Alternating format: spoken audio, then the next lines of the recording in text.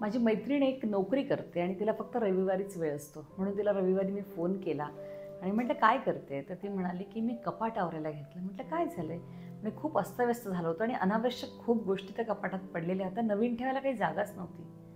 आणि चटकन माझ्या लक्षात आलं, की आपल्या मनाचंही असंच असतं. आपल्या मनालाही असंच आवरायला पाहिजे. कारण बऱ्याचदा आपल्या मनामध्ये अशा अनावश्यक गोष्टी साचवून ठेवतो आपण. अनावश्यक कुणाच्याबद्दल कुठलातरी राग, कुणीतरी काहीतरी म्हणतं त्याची नाराजी, कुणाच्याबद्दलचा तरी द्वेष, असं सगळं मनामध्ये साठवून ठेवतो. तर या मनाचीही अशी साफसफाई आपण केली पाहिजे. मनालाही असंच आपण आवरायला पाहिजे, सावरायला पाहिजे. आणि यासाठी मित्रांनो कधीतरी आपण आपल्या मनाशी बोललं पाहिजे. आपणच आपल्या मनाशी एक अबोल संवाद साधला तर निश्चितच आपल्याला आपल्या मनाची अशी साफसफाई करता येते. मनालाही असं आवरता येते. अगदी तसं जसं आपण मोबाईलचा डाटा साफ करतो, मोबाईलचा काही अनावश्यक गोष्टी डिलीट करतो, जेणेकरून नवीन डाटा टाकायसाठी, नवीन गोष्टी टाकायसाठी त्याच्यामध्ये स्पेस निर्माण होईल. आपल्या मनातही अशी स्पेस निर्माण होण्यासाठी आपण आपल्याशी बोललं पाहिजे.